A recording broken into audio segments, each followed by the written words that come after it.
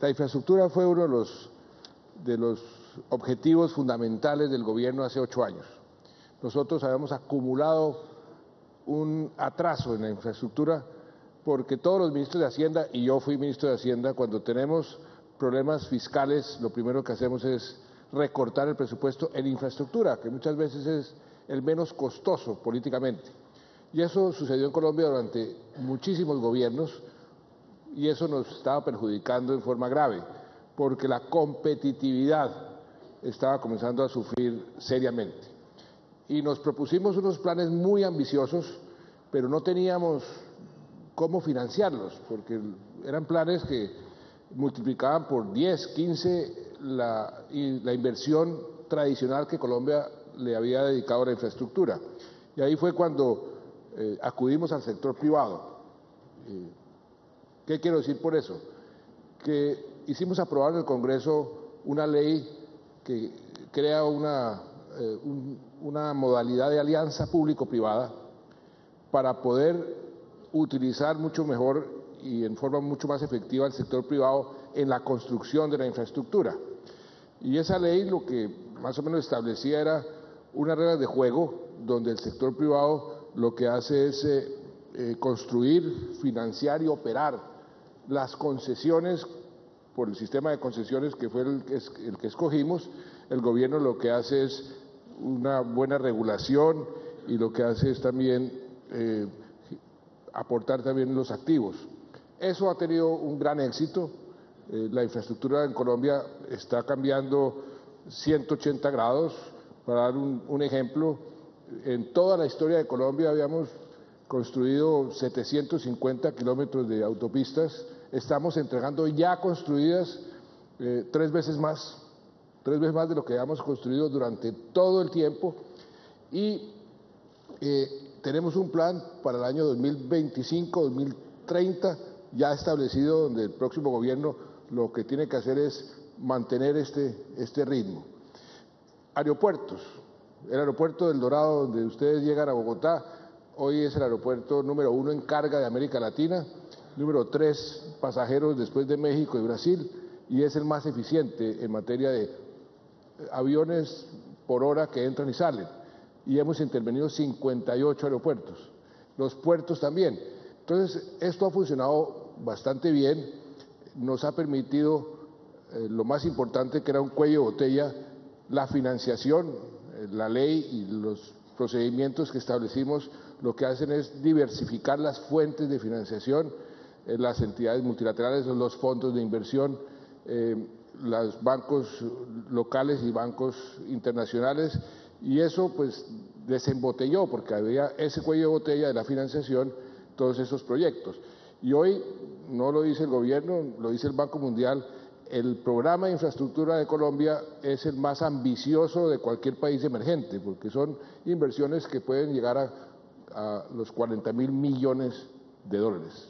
Entonces, el sector privado es una pieza clave, son ellos los responsables, y un poco lo que el gobierno ha hecho es darles las reglas de juego claras, precisas, y el sistema, la dinámica pues ha sido muy positiva. Y algo muy importante, la forma como se estableció garantiza total transparencia. Ahora que hay tanto escándalo por la cosa de la corrupción, pues la empresa que ha estado metida en eso era de infraestructura, y ahí no ha habido un solo cuestionamiento en las licitaciones por cifras que realmente son muy importantes. O sea que en eso la alianza con el sector privado ha funcionado bien, y le estamos dejando al próximo gobierno, ahí sí, como dicen, la autopista muy bien trazada para que la siga construyendo. Muchas gracias, presidente. Presidente Peña Nieto, usted también está terminando su periodo. ¿Cómo describiría su legado y su trabajo con el sector privado, y qué avances se hicieron en esa materia y qué faltaría? Muchas gracias, Alfredo. Para mí es un honor compartir compartir este panel con un entrañable amigo, Juan Manuel Santos, y además reconocer en él a un hombre valiente, un hombre que con justicia ha merecido ser nombrado Premio Nobel de la Paz por su labor incansable en favor de la paz en su país y por haber mantenido realmente importantes cambios para beneficio y desarrollo de Colombia. Y con Alfredo, a quien ya refería, lo conocí siendo canciller y ahora de regreso como secretario de Desarrollo Social en el gobierno. Y me da mucho gusto hablar aquí a empresarios de diferentes partes y países de toda América y decir que para México, sin duda, el sector empresarial es sector privado.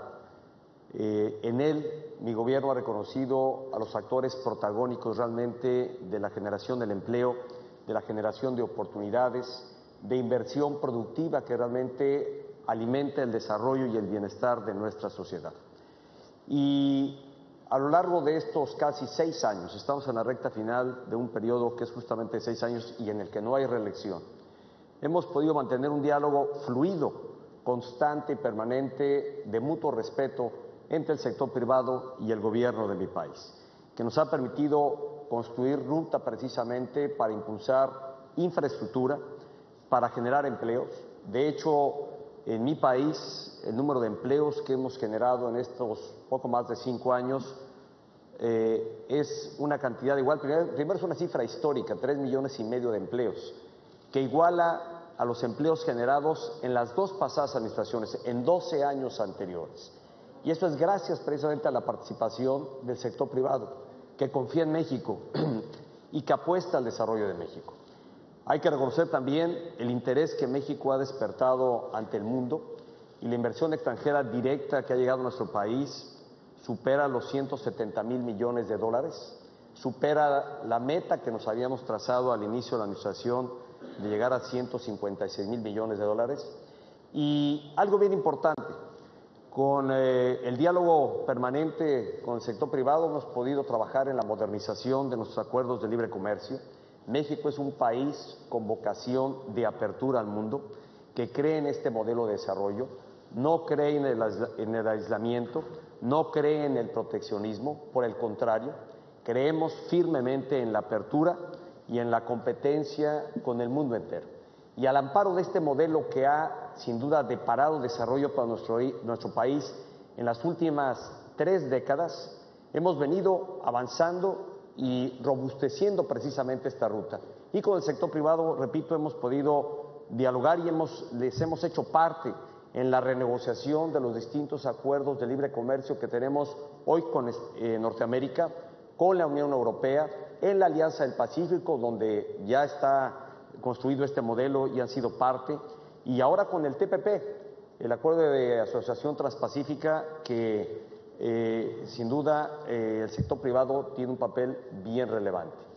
Con los empresarios conocieron y estuvo en parte de sus propuestas en algún momento, construimos una agenda de reformas estructurales, quizá la más ambiciosa que México haya tenido en los últimos años, en donde fueron 11 reformas transformadoras estructurales que se hicieron pensando en detonar el potencial que México tiene, 6 de ellas de carácter económico y que están posibilitando particularmente la reforma energética, el que se comprometan hoy inversiones de derivados de los contratos que se han entregado ya para la exploración y explotación de distintos yacimientos.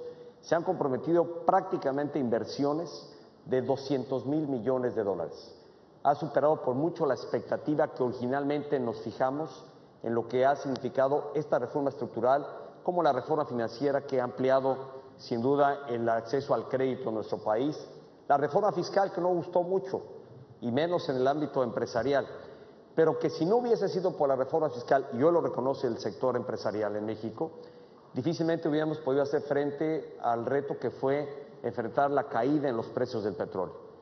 Para las finanzas públicas, el ingreso petrolero en México llegó a representar casi el 45% hace apenas 5 años.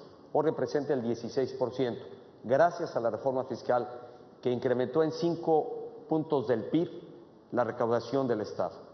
Yo solo por poner algunas cifras en este contexto y siempre reconocer y agradecer la muy valiosa participación del sector privado que ha acompañado los esfuerzos del gobierno para poder realizar la obra de la que hoy estamos dando cuenta en esta breve síntesis que puedo hacer ahora. Muchas gracias, Alfredo. Presidente, tengo que hacerle trampa. El New York Times de hoy, usted acaba de mencionar el TPP. Sino que quizás... ¿Qué puede decir sobre eso? Pues mira, la verdad es que el TPP es sin duda un gran instrumento de apertura económica de varios países de América y de varios países de la región asiática. Y fue un acuerdo en el que originalmente estuvo muy presente los Estados Unidos y que México y Canadá promovimos de manera insistente. Nos mantuvimos apegados a los acuerdos que habíamos alcanzado. Hubo una última revisión y finalmente ya se logró firmar, precisamente en Chile, el acuerdo final entre los 11 países hoy involucrados. Ahí está la puerta abierta para que Estados Unidos repiense y eventualmente reconsidere su posición y aproveche la ventana de oportunidad que sería el ser parte del TPP de estos 12 países. Para nosotros, sin duda, viene a confirmar esta vocación de apertura y de ser participantes en el mercado global como México lo quiere seguir siendo. Apertura y de ser participantes en el mercado global como México lo quiere seguir siendo. Presidente Santos, yo imagino que cuando uno se dedica a la política, al final lo que importa es cómo uno mejora la vida de las personas. Yo, por deformación profesional de lo que hago hoy, fui a mirar los números de Colombia en materia social. Y creo que siempre estos foros son interesantes para aprender de las experiencias. Yo vi que en materia de pobreza, por ejemplo, Colombia en los años de su presidencia ha bajado, más de 4 millones de personas dejaron la pobreza, más de 2 millones de personas de la extrema pobreza e impresionantemente en lo que pobreza multidimensional, que es algo que, entre paréntesis, los 3 países que estamos aquí son los países del continente que ocupan esa medición, que es una medición más bien de calidad de vida y de stock de lo que la gente tiene y mucho más exigente.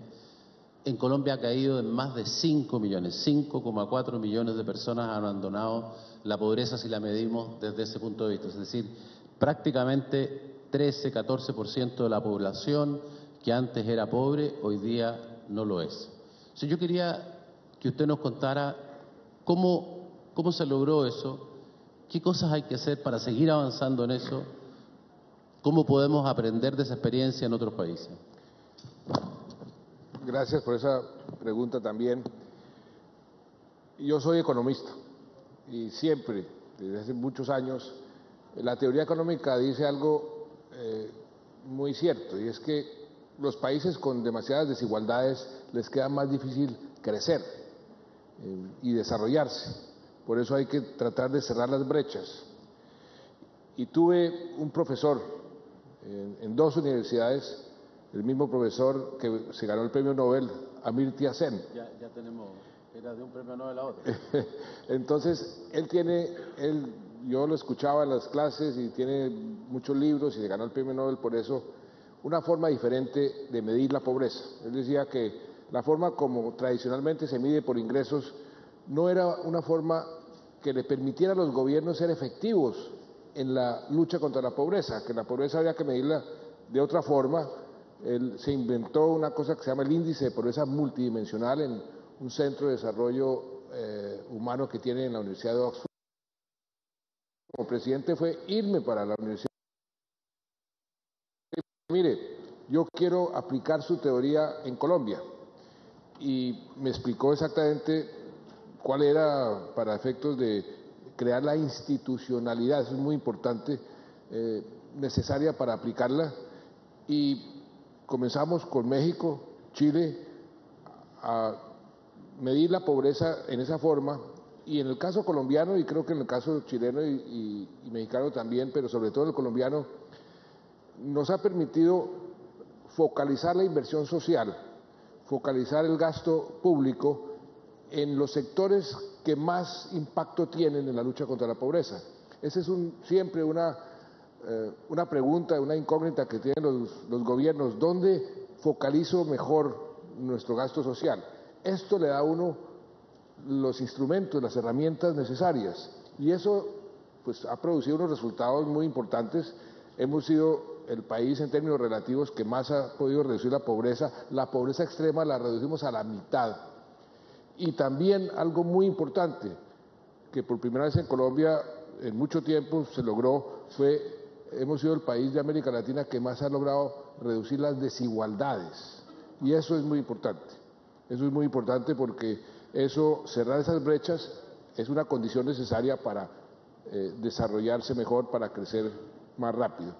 Entonces, ahí hicimos la institucionalidad, pero también utilizamos el sector privado.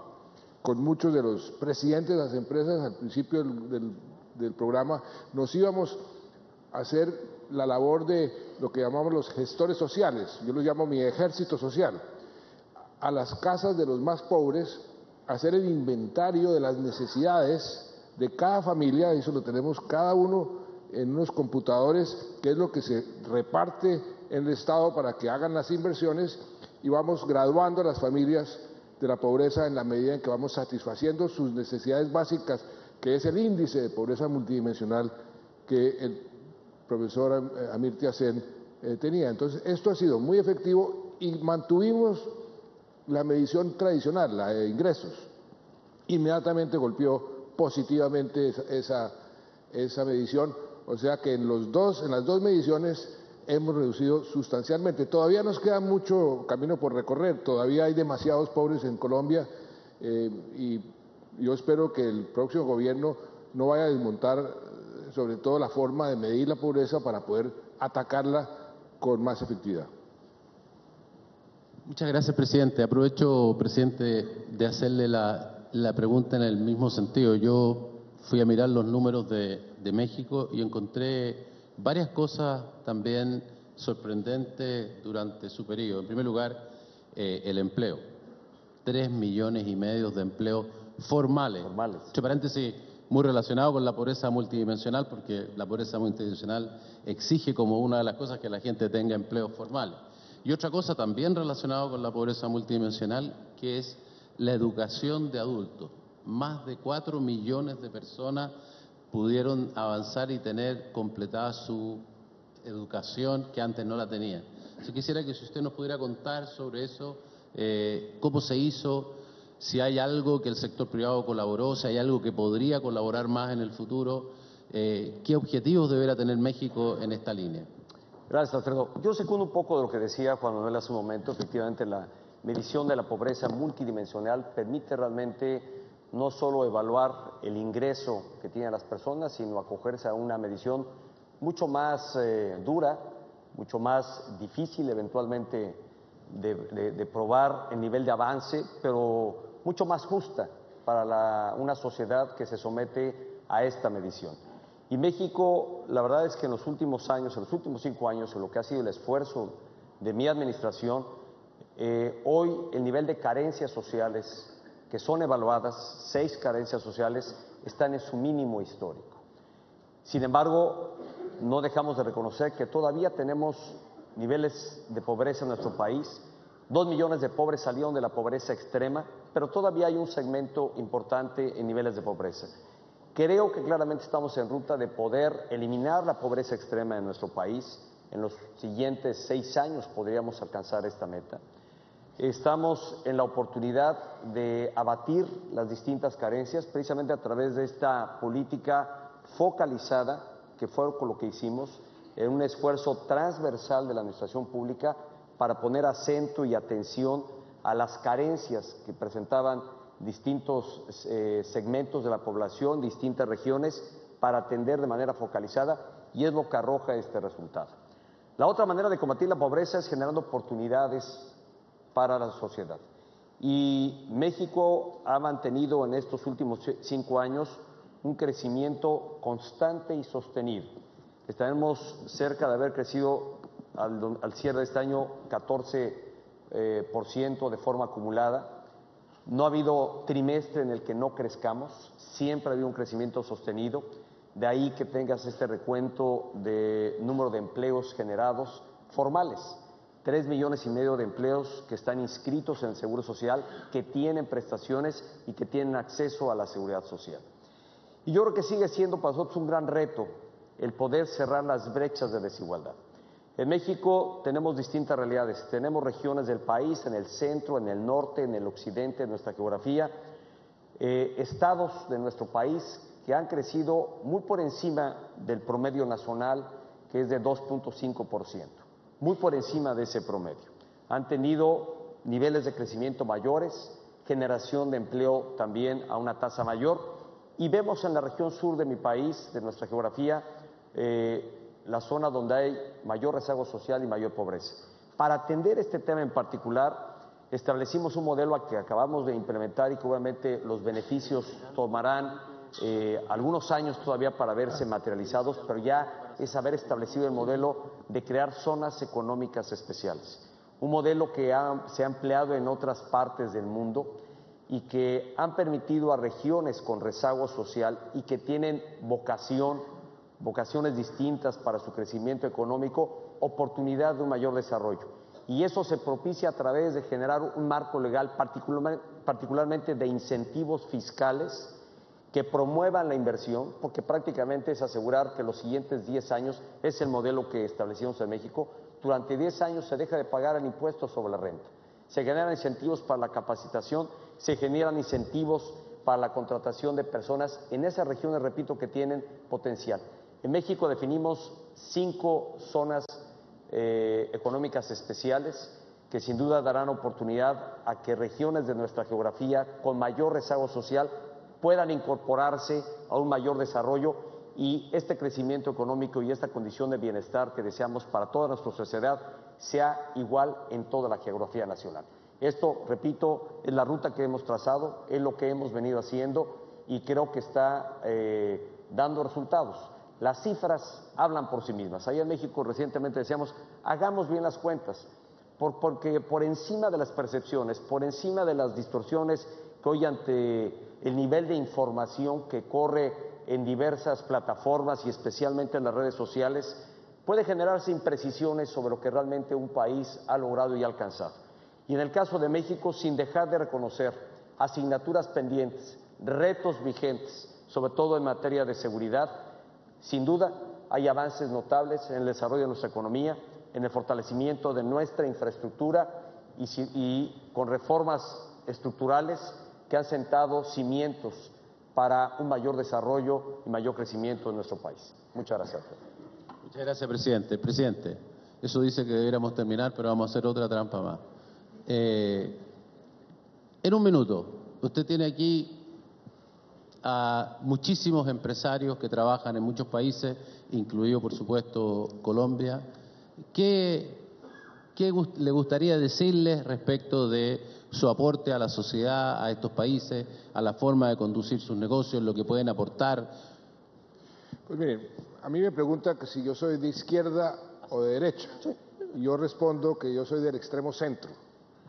Y siempre he defendido esa teoría que algunos llaman y que yo también llamo de la tercera vía, que se puede resumir en una frase: el mercado hasta donde sea posible, el Estado donde sea necesario.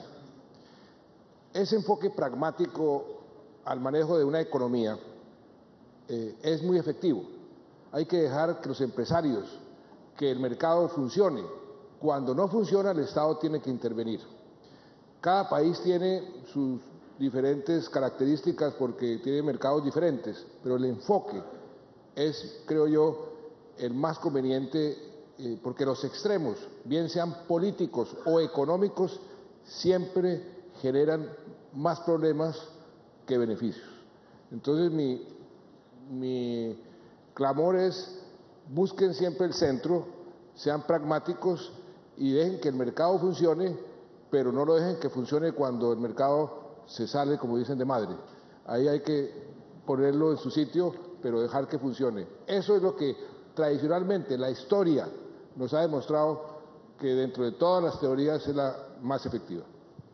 Presidente Peña Nieto también. Alfredo, muchas gracias. Pues yo tengo primero, repito, mi agradecimiento y reconocimiento a la valiosa participación del sector privado y yo estoy convencido que los empresarios, los emprendedores, y no hay que considerarlos a ellos como una élite dentro de una sociedad, sino más bien quienes apuestan y arriesgan, generando oportunidades para una sociedad a partir de las inversiones productivas que generan.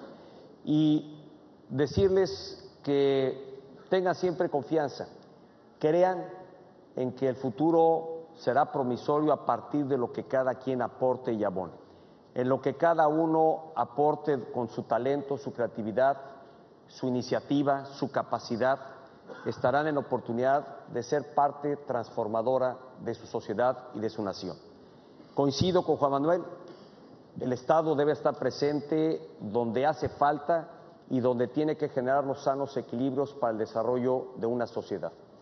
Pero México hace muchos años abandonó el modelo todavía prevaleciente en los años 70 de ser un Estado intervencionista y era un Estado que se ponía el ropaje también de empresario, para migrar a uno que le ha dado a nuestro país mayores niveles de desarrollo y de crecimiento, que es justamente el de respetar, apoyar la libertad humana, la libertad creativa y la libertad de cada persona, y donde ha generado un andamiaje para que las oportunidades de cada empresario puedan detonarse y puedan materializarse.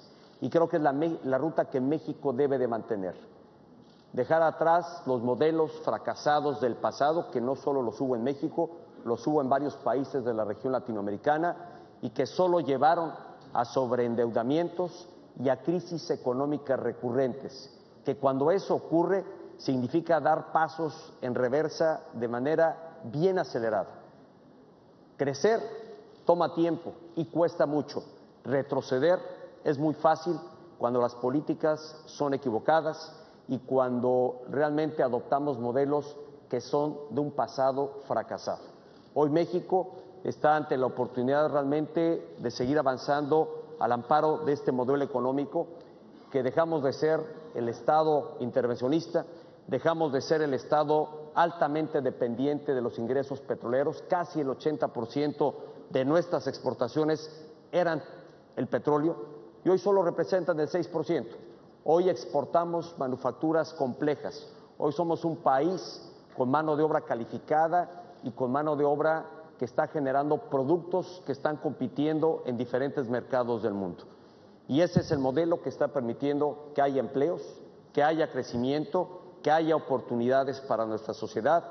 Y señores empresarios, ustedes son artífices y actores protagónicos de que, en el caso de México y de toda la región de América, se mantenga en esa ruta. Muchas gracias. Bueno, démosle un aplauso a dos grandes líderes de nuestro continente. Muchas gracias, presidente. Alfredo, muchas gracias. Muchas gracias. Muchas gracias.